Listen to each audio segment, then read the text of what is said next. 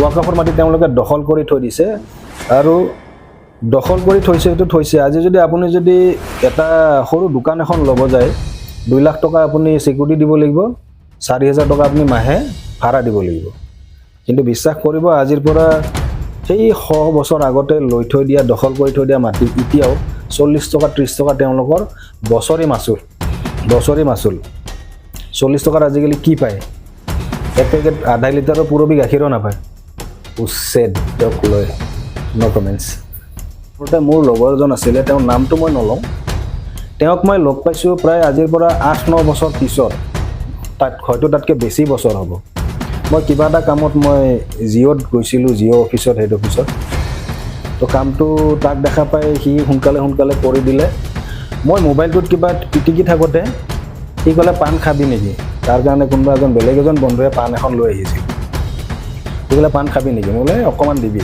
মোবাইলটো মই পিটিকিয়ে আছোঁ সি সেই পাণখনৰ পৰা চিঙি আধা চিঙি সি ধুনীয়াকৈ মোৰ মুখত সোমোৱাই দিছে সি কৈছে আ কৰ মই আ কৰিছোঁ সি পাণখন সোমোৱাই দিছে সি কিন্তু এজন হিন্দু ল'ৰা তো মই কথাটো এইটোৱে ক'ব বিচাৰিছোঁ যে আমি সাধাৰণ জনতাৰ মাজত কিন্তু হিন্দু মুছলমান বুলি কোনো ধৰণৰ ভেদ নাই ভেদ আছে যদি মিডিয়াই ভেদ কৰি আছে আৰু মিডিয়াক সেই ভেদ কৰাৰ পইণ্টটো দিছে ৰাজনৈতিক নেতাসকলে খিলঞ্জীয়া মুছলমানখিনিৰ কোনো মানে অস্তিত্ব নাই নেকি খিলঞ্জীয়া মুছলমানখিনিয়ে তাত কিনো কৰিব গৈছে পানী বিলাব গৈছে বিস্কুট বিলাব গৈছে ব্ৰেড বিলাব গৈছে তো তেওঁলোকক তাতে বাধা দিয়াৰ কাৰণটো কি আছিল বা ৰাতি সুযোগ লৈ পেলাই সেইবোৰ গোটেই পেণ্ডেল ভাঙি বস্তুবোৰ লণ্ডভণ্ড কৰি দিয়াৰ উদ্দেশ্যটো কি আছিল বজৰং দলে যিটো যোৱা নিশা এটা উদ্ভণ্ডালি অসভ্যালি অভদ্ৰামী কৰিলে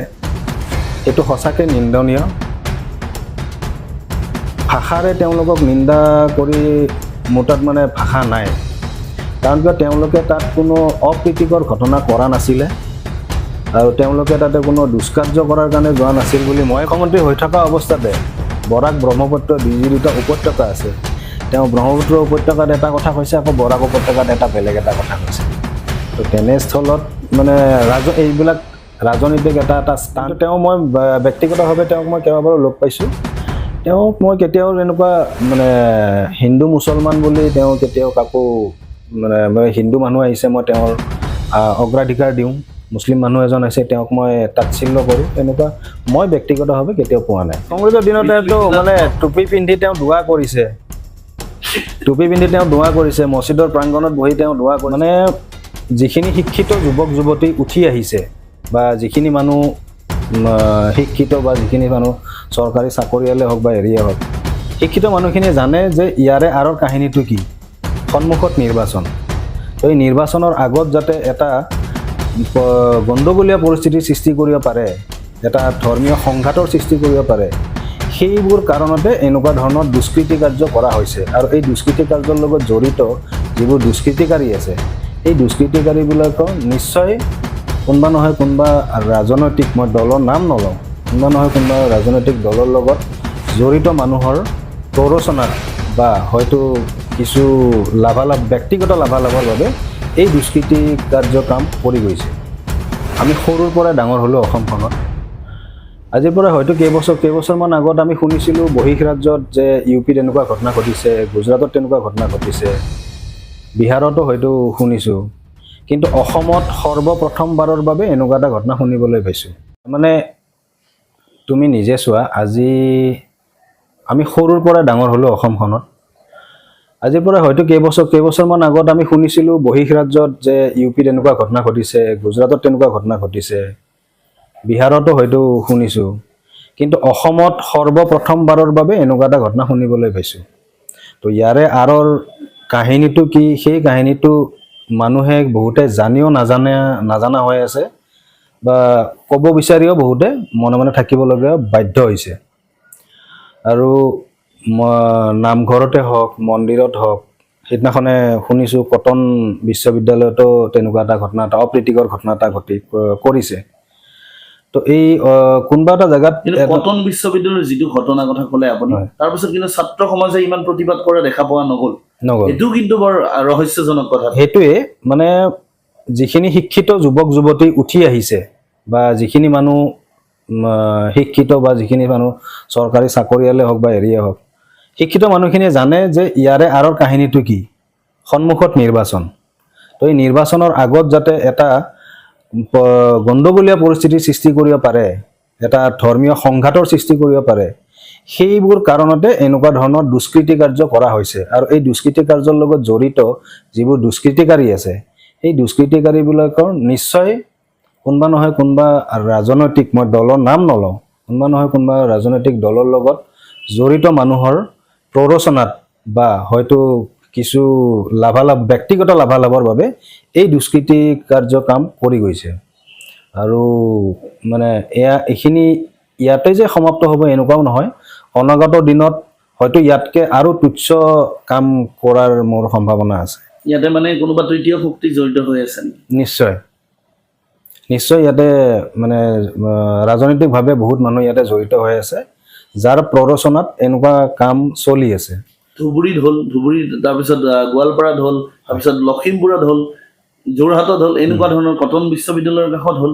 এইটো আগে কেতিয়াও হোৱা নাছিল। কিন্তু প্ৰাক্তন মুখ্যমন্ত্ৰী সৰ্বানন্দ সোণোৱালৰ কথাটোৱে কৈছে বহুতে যে তেওঁৰ দিনত কিয় নহ'ল এনেকুৱা ধৰণৰ ঘটনা, এতিয়া যে হ'ল। এতিয়া বৰ্তমানৰ মানে এই ক্ষেত্ৰত মই অলপ হেৰি পাইছোঁ, কাৰণ কিয় বৰ্তমানৰ মুখ্যমন্ত্ৰীজনে মানে তেওঁতো বিশেষ সম্প্ৰদায়ক লৈ কথা কৈয়ে থাকে। সেইটোৱে তেওঁ মানে এক বিশেষ সম্প্ৰদায়ক লৈ পেলাই তেওঁ কথা কৈয়ে থাকে। তেওঁৰ সেইটো বাৰু ৰাজনৈতিকভাৱে তেওঁ সেইখিনি ক'বলৈ বাধ্য। ক'ৰবাত নহয় ক'ৰবাত ৰাজনৈতিক মানে নেতাখিনিয়ে নিজৰ যিখন হট চেয়াৰ, গৰম চকীখনত বহি থাকিবলৈ এনি টাইম, তো তেনেকুৱা ধৰণৰ মন্তব্য দিব লগা তেওঁলোকৰ দৰকাৰ পৰে মাজে মাজে। সেই ৰাজনৈতিকভাৱে মন্তব্য দিয়ে, ৰাজনৈতিক মই ভাবো যে তেওঁ ৰাজনৈতিক মন্তব্য। যদি আমি আগলৈকে ঘূৰি যাওঁ, বহুত আগলৈ যদি গুচি যাওঁ, সেইবোৰ কথা ভাবিলে কংগ্ৰেছৰ দিনত তেওঁ যিবোৰ কথা কৈছিল, কংগ্ৰেছৰ দিনতেতো মানে টুপি পিন্ধি তেওঁ দোৱা কৰিছে, মছজিদৰ প্ৰাংগণত বহি তেওঁ দোৱা কৰিছে। অকল তেওঁৱেই নহয়, তেওঁৰ মানে ইছলাম ধৰ্ম আটাইতকৈ বেষ্ট ধৰ্ম বুলি তেওঁ মুখ্যমন্ত্ৰী হৈ থকা অৱস্থাতে বৰাক ব্ৰহ্মপুত্ৰ যি দুটা উপত্যকা আছে, তেওঁ ব্ৰহ্মপুত্ৰ উপত্যকাত এটা কথা কৈছে, আকৌ বৰাক উপত্যকাত এটা বেলেগ এটা কথা কৈছে। তো তেনেস্থলত মানে এইবিলাক ৰাজনীতিক এটা ষ্টাণ্ট, তো এনেকুৱা ধৰণৰ। কিন্তু তেওঁ মই ব্যক্তিগতভাৱে তেওঁক মই কেইবাবাৰো লগ পাইছোঁ। তেওঁক মই কেতিয়াও এনেকুৱা মানে হিন্দু মুছলমান বুলি তেওঁ কেতিয়াও কাকো মানে হিন্দু মানুহ আহিছে মই তেওঁৰ অগ্ৰাধিকাৰ দিওঁ, মুছলিম মানুহ এজন আছে তেওঁক মই তাচ্ছিল্য কৰোঁ, তেনেকুৱা মই ব্যক্তিগতভাৱে কেতিয়াও পোৱা নাই। মানে ৰাজনৈতিকভাৱে তেওঁ হয়তো কৈছে, বহুতবাৰ কৈছে, বা তেওঁক আপোনালোকৰ সংবাদ মাধ্যমবোৰে প্ৰচাৰ কৰে যে তেনেকুৱা ধৰণৰ কথা কৈ থাকে তেওঁ, সেইটো মানে ক'ব লাগিবও পাৰে। যিহেতু বিজেপিৰ এটা বেলেগ আইডিঅলজি আছে, গতিকে ঠিক আছে, আপুনি বিশেষ ক'ব খোজাও নাই আৰু মই নুসুধো আৰু। কিন্তু বজৰং দলে যি কৰিলে অম্বুবাচী মেলাৰ কথাটো, মা কামাখ্যাক সন্মান জনাই অসম গৰিয়া পৰিষদে এইবাৰ ভক্তসকলক খাদ্য বিতৰণ কৰিবলৈ চেষ্টা কৰিছিল, পানী বটলো বিলাইছে অসম গৰিয়া পৰিষদে। আৰু তাৰ পাছতে যোৱা নিশা এই কাৰ্যালয়টো লণ্ডভণ্ড কৰিছে বজৰঙে। ইতিমধ্যে কৈছে বজৰঙৰ ফালৰ পৰা লণ্ডভণ্ড কৰা বুলি সকলো প্ৰমাণ পোৱা গৈছে। ইয়াৰ পিছত আপুনি কি ভাবে এইটো ক্ষেত্ৰত? আৰক্ষীও কিন্তু এতিয়ালৈকে একো ব্যৱস্থা লোৱা নাই। পোনপ্ৰথমে এই ক্ষেত্ৰত মই আপোনালোকৰ সংবাদ মাধ্যমৰ জৰিয়তে অসমবাসীক, লগতে ভাৰতৰ বিভিন্ন প্ৰান্তৰ পৰা অহা হিন্দু ধৰ্মাৱলম্বী আৰু ধৰ্মৰ প্ৰতি যিসকল লোক শ্ৰদ্ধা ৰাখি মা কামাখ্যা দেৱালয়ত যি দৰ্শন কৰিব আহিছে, তেওঁলোকক মই আপোনালোকৰ সংবাদ মাধ্যমৰ পৰা মই দূৰৰ পৰা মই নমস্কাৰ জনাইছোঁ, তেওঁলোকৰ পৰা সেৱা লোৱাৰ চেষ্টা কৰিছোঁ। তো বজৰং দলে যিটো যোৱা নিশা এটা উদ্ভণ্ডালি, অসভ্যালি, অভদ্ৰামী কৰিলে, সেইটো সঁচাকৈ নিন্দনীয়। ভাষাৰে তেওঁলোকক নিন্দা কৰি মোৰ তাত মানে ভাষা নাই, কাৰণ কিয় তেওঁলোকে তাত কোনো অপ্ৰীতিকৰ ঘটনা কৰা নাছিলে, আৰু তেওঁলোকে তাতে কোনো দুষ্কাৰ্য কৰাৰ কাৰণে যোৱা নাছিল বুলি মই ভাবোঁ। তেওঁলোকে তাত পানী বিতৰণ কৰিছিলে, কাৰণ কিয় আপোনালোকে নিজে তাতে গৈ পাই দেখিছে চাগে, সুদূৰ বিহাৰ, ৱেষ্ট বেংগল, উৰিষ্যাৰ পৰা হাজাৰ হাজাৰ লোক, লাখ লাখ লোক আহিছে। আৰু আমাৰ গুৱাহাটী এডমিনিষ্ট্ৰেশ্যনে ইভেন মই যোৱাবাৰ মই নিজে দেখিছোঁ গুৱাহাটীৰ যিজন DC আছিলে উপায়ুক্ত মহোদয়ে নিজে তলৰ পৰা খোজকাঢ়ি গৈছে একেবাৰে মন্দিৰৰ প্ৰাংগণলৈকে। সেই মই সৰুৰ পৰা মালিগাঁৱত ডাঙৰ হোৱা ল'ৰা, আমিও খোজকাঢ়ি গৈছোঁ, কিন্তু আমি শ্বৰ্টকাট ৰাস্তা কেইটামান জানো, আমি সিফালে গ'লে সোনকালে পাওঁ। কিন্তু যিটো যাতায়াতৰ যিটো আমাৰ গাড়ী অহা যোৱা কৰা যিটো ৰাস্তা, সেই ৰাস্তাটো বহুত দীঘলীয়া আৰু বহুত কষ্টকৰ। তো সেই ৰাস্তাটোৰে মানুহখিনি অহা যোৱা কৰোঁতে নিশ্চয়কৈ মানুহৰ পিয়াহ লাগিব, ভোক লাগিব। তো তাত পানী যোগান ধৰা কিছুমান লোকক সদৌ অসম গৰিয়া পৰিষদ হোৱা বুলিয়েই, গৰিয়া পৰিষদ মানে নিশ্চয় খিলঞ্জীয়া মুছলমানখিনিৰ কোনো মানে অস্তিত্ব নাই নেকি? খিলঞ্জীয়া মুছলমানখিনিয়ে তাত কিনো কৰিব গৈছে? পানী বিলাব গৈছে, বিস্কুট বিলাব গৈছে, ব্ৰেড বিলাব গৈছে। তো তেওঁলোকক তাতে বাধা দিয়াৰ কাৰণটো কি আছিল, বা ৰাতি সুযোগ লৈ পেলাই সেইবোৰ গোটেই পেণ্ডেল ভাঙি বস্তুবোৰ লণ্ডভণ্ড কৰি দিয়াৰ উদ্দেশ্যটো কি আছিল? ইয়াৰে আঁৰত বেলেগ একো নাই যে হিন্দু মুছলমানৰ যিটো এটা মিলা প্ৰীতি। মই আপোনাক এটা যোৱাকালিৰ ঘটনা এটা কওঁ। মই গোপালবৰত পঢ়া ল'ৰা এজন, গণেশগুৰিত যে আছে গোপালবৰ, তো গোপালবৰত পঢ়িছিলোঁ। সেই গোপালবৰত পঢ়োঁতে মোৰ লগৰ এজন আছিলে, তেওঁৰ নামটো মই নলওঁ। তেওঁক মই লগ পাইছোঁ প্ৰায় আজিৰ পৰা 8-9 বছৰ পিছত, হয়তো তাতকৈ বেছি বছৰ হ'ব। মই কিবা এটা কামত মই জিঅ'ত গৈছিলোঁ, জিঅ' অফিচত, হেড অফিচত। তো কামটো তাক দেখা পাই সি সোনকালে কৰি দিলে। মই মোবাইলটোত কিবা পিটিকি থাকোঁতে সি ক'লে, পাণ খাবি নেকি? তাৰ কাৰণে কোনোবা বেলেগ এজন বন্ধুৱে পাণ এখন লৈ আহিছিল। সি ক'লে, পাণ খাবি নেকি? মই বোলে অকণমান দিবি। মোবাইলটো মই পিটিকিয়ে আছোঁ। সি সেই পাণখনৰ পৰা আধা ছিঙি সি ধুনীয়াকৈ মোৰ মুখত সুমুৱাই দিছে। সি কৈছে, কৰ। মই কৰিছোঁ, সি পাণখন সুমুৱাই দিছে। সি কিন্তু এজন হিন্দু ল'ৰা। তো মই কথাটো এইটোৱে ক'ব বিচাৰিছোঁ যে আমি সাধাৰণ জনতাৰ মাজত কিন্তু হিন্দু মুছলমান বুলি কোনো ধৰণৰ ভেদ নাই। ভেদ আছে যদি মিডিয়াই ভেদ কৰি আছে, আৰু মিডিয়াক সেই ভেদ কৰাৰ পইণ্টটো দিছে ৰাজনৈতিক নেতাসকলে নিজৰ গাদী বচোৱাৰ কাৰণে বা নিজৰ এজেণ্ডা পূৰা কৰাৰ কাৰণে। যিহেতুকে নিৰ্বাচন সমাগত, নিৰ্বাচন যিহেতুকে একেবাৰে ওচৰ চাপিছে, গতিকে এতিয়া কেনেকৈ অপ্ৰীতিকৰ ঘটনা কিছুমানৰ সৃষ্টি কৰিব পাৰি, সেইকাৰণে হয়তো যোৱাকালিৰ এই জঘন্য ঘটনা এটা ৰূপ দিলে। এতিয়া ইয়াতে পুলিচ প্ৰশাসন কিয় নিমাত, সেইটো বস্তুটো সঁচাকৈ আচৰিত। ইয়াতে নিশ্চয়কৈ আমাৰ মাননীয় মুখ্যমন্ত্ৰী মহোদয়ে তেওঁৰ ফালৰ পৰা বিহিত ব্যৱস্থা ল'ব বুলি মই আশাবাদী। মই বুলি নহয়, বহুত মানুহে যিবোৰে মানে ক'ব খুজিও একো ক'ব নোৱাৰে, বা লিখিম বুলি খুজিও একো লিখিব নোৱাৰে, তেওঁলোকেও আশাবাদী মোৰ লগতে, যে এই ঘটনাক লৈ পেলাই অসম আৰক্ষী হওক, অসমৰ মুখ্যমন্ত্ৰী মহোদয় হওক, আৰু অসমৰ মুখ্যমন্ত্ৰী মহোদয়ে যিহেতুকে নিজেই আইন মন্ত্ৰী, তো তেওঁ নিশ্চয়কৈ ইয়াৰ ব্যৱস্থা এটা লওঁ বুলি মই আশাবাদী। গৌৰৱ গগৈ পাকিস্তানী এজেণ্ট নেকি? সেই বিষয়ে মোৰ তাত বাৰু মই ইনফৰমেশ্যন ব্যুৰোৰ লগত বা ইনফৰমেশ্যন ডিপাৰ্টমেণ্টৰ লগত কোনো হেৰি নাই, কিন্তু মই নাভাবোঁ যে তেওঁ পাকিস্তানী এজেণ্ট। আজি মই যদি ইংলেণ্ডত যাওঁ, ইংলেণ্ডত ঘূৰি ফুৰি আহোঁ, দুজন মানুহ লগ পাওঁ, আহি ইণ্ডিয়াত অহাৰ পিছত যদি মোক যদি কোনোবাই যদি কয়, বোলে তই ইংলেণ্ডৰ এজেণ্ট নেকি? সেইটোতো নহয়। ইংলেণ্ডৰ এজেণ্ট যদি তেওঁ যদি পাকিস্তানী এজেণ্ট, চৰকাৰৰ হাতত যদি সঁচা কিবা তথ্য আছে বা তেওঁলোকৰ হাতত যদি কিবা প্ৰমাণ আছে, তেওঁক এৰেষ্ট কৰি জেলত ভৰাই থৈ দিয়ক। আপুনি যিহেতু সামাজিক আৰু ৰাজনৈতিক ব্যক্তি হয় যদিও অৰাজনৈতিকভাৱে আপুনি কথাবিলাক প্ৰায় কয়, আপুনি বহুত চাই চিতি কথাবিলাক কয়। গৌৰৱ গগৈ যেতিয়া সভাপতি হৈছে, অসম প্ৰদেশ কংগ্ৰেছৰ সভাপতি হৈছে, প্ৰায় নিশেষ হৈ যাবলগীয়া যিটো দল কংগ্ৰেছ, প্ৰায় অসম কংগ্ৰেছ প্ৰায় নিশেষ হৈ যোৱাৰ দৰেই হৈ গৈছিল। এতিয়া যুৱ কংগ্ৰেছ হওক বা কংগ্ৰেছৰ কৰ্মীসকল প্ৰাণ পাই উঠিছে, উঠা বুলি ভাবে আপুনি? প্ৰাণ পাই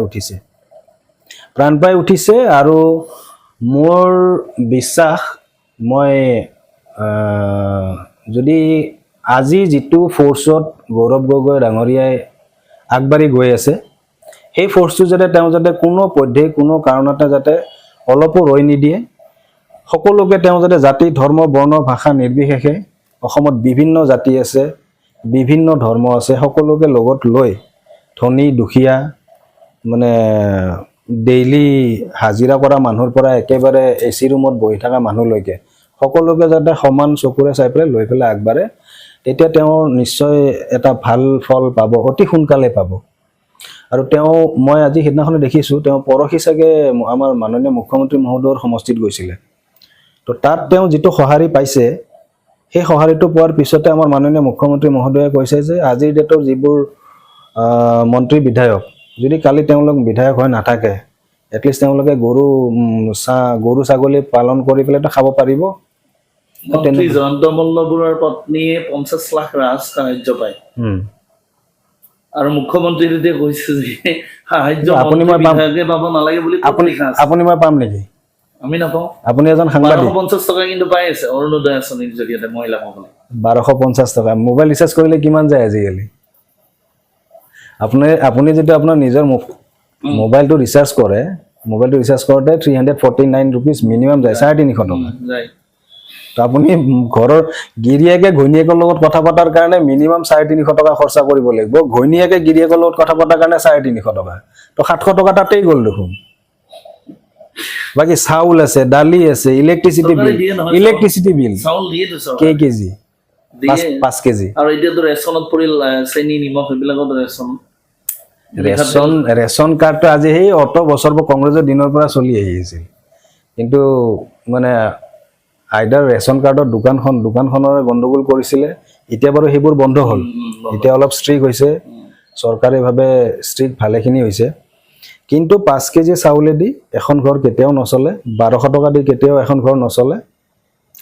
বাকী ৰ'ল অৰুণোদয় কথা ক'ব মই আপোনাক যিহেতু আজি পাইছোঁ, আমাৰ ভাৰতবৰ্ষৰ আমি এতিয়া গৰু গাহৰি আলোচনা কৰি আছো, এনেকুৱা ধৰণৰ এটা অৱস্থা হৈছে কিন্তু কথাটো ভাবি চালে।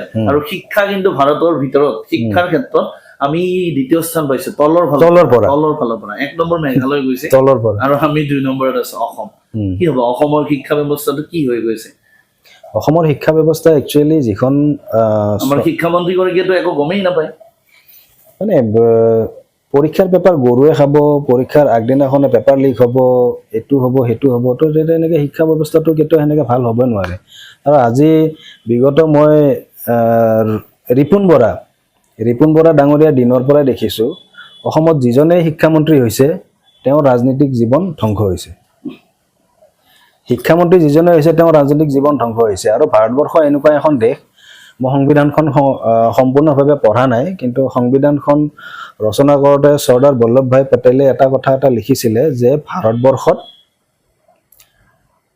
শিক্ষা আৰু স্বাস্থ্যক লৈ পেলাই ব্যৱসায় কৰা কেতিয়াও নহ'ব। কিন্তু আজিৰ ডেটত যদি আপুনি চাব যায়, আটাইতকৈ ব্যৱসায়িক সংস্থাটোৱে হৈছে শিক্ষা আৰু স্বাস্থ্য। আজি আপোনাৰ মই নিজে চৰকাৰী বিদ্যালয় এখনত পঢ়ি পেলাই মেট্ৰিক পাছ কৰা ল'ৰা এটা। মই ইভেন হায়াৰ ছেকেণ্ডেৰী মই চৰকাৰী মালিগাঁও ৰেলৱে হায়াৰ ছেকেণ্ডেৰীত পঢ়িছিলোঁ। তো চৰকাৰী স্কুলত আজি যদি মই ৰাজ্য হিচাপে যদি মই কৰিব যাওঁ, তেনেহ'লে মই ক'ব লাগিব দিল্লীৰ লগত মই তুলনা কৰিব পাৰোঁ অসমক। কাৰণ অসমৰ ৰিচোৰ্চেছ বহুত আছে, অসমৰ ৰেভিনিউ বহুত বেছি আৰ্ণ হয় দিল্লীতকৈ। টুৰিজিম কয়, কয়লা কয়, বাঁহ কয়, মানে চব অসমতে আছে। কিন্তু অসমখন এতিয়াও বহুত ৰাজ্যতকৈ বহুত পিছ পৰি আছে। কিয়? আমি কিয় পিছ পৰি থাকিব লগা হৈছে? আজি টাটাৰ নিচিনা ইমান ডাঙৰ কোম্পানী এটাই জাগিৰোডত পেপাৰ মিল ভাঙি দিয়াৰ পিছত, পেপাৰ মিলটো য'ত নেকি পেপাৰ মিলটো ভালকৈ ৰানিং কৰিব পাৰিলে হয়, সেইটো ৰানিং নকৰি পেলাই চৰকাৰে কি কৰিলে, সেইটো ভাঙি দি বন্ধ কৰি দি পেলাই টাটাক দিছে ছেমি কণ্ডাক্টৰ বনাবলৈ। ঠিক আছে, ঠিকে আছে, ভালেই হৈছে, নৱপ্ৰজন্মৰ তাতে সংস্থাপন হ'ব, সেইটো এটা ভাল হৈছে।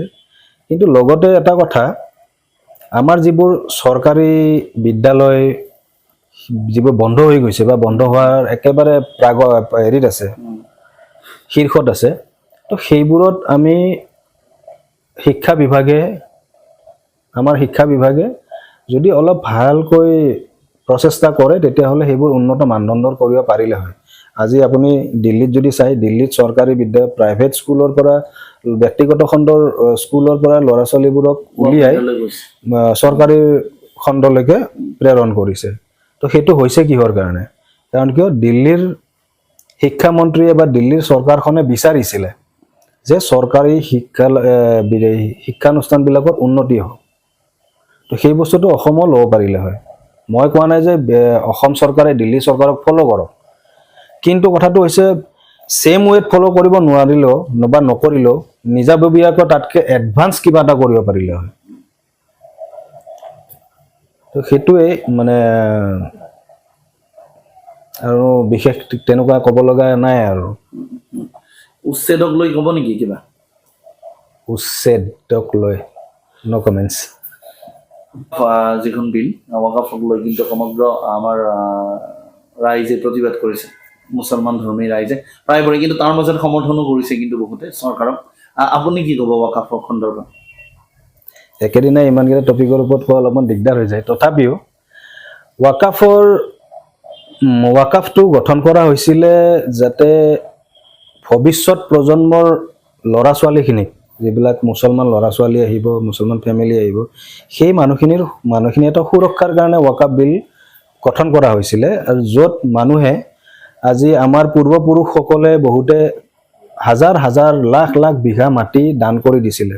কোনোবা মাটি দান কৰিছিলে, কোনোবা ঘৰে মাটি দান কৰিছিলে, যাতে মানে আজিৰ প্ৰজন্মই আজি যদি মই বেলেগ নকওঁ, মই অসমৰ ক্ষেত্ৰতো যদি মই কওঁ, অসমত যিবোৰ ৰিক্সাৱালা বুলি ক'লে বৰপেটা, ধুবুৰী, মৰিগাঁও সেইটো ছাইডৰ মিয়া মুছলমানখিনি আছে।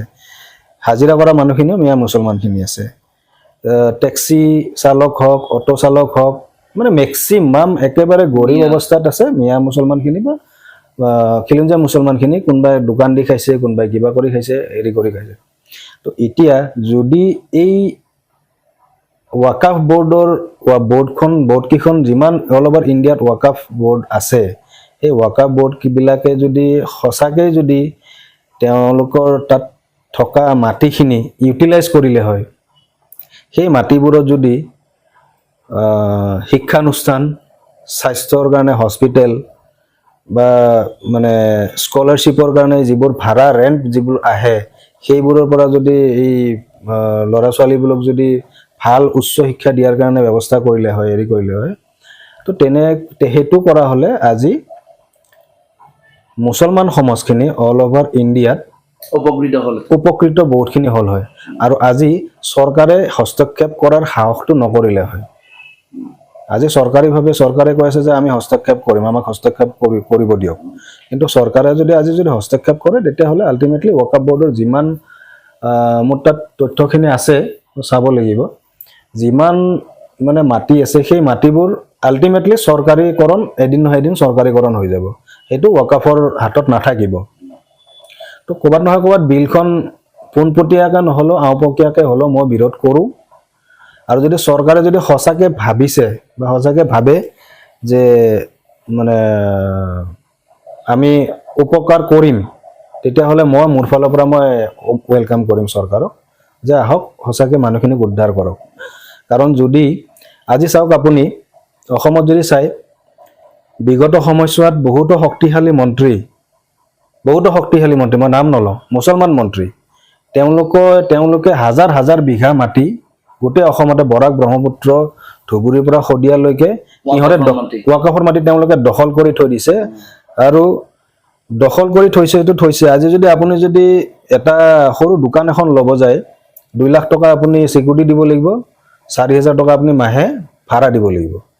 কিন্তু বিশ্বাস কৰিব, আজিৰ পৰা সেই 100 বছৰ আগতে লৈ থৈ দিয়া, দখল কৰি থৈ দিয়া মাটি এতিয়াও 40 টকা 30 টকা তেওঁলোকৰ বছৰি মাচুল।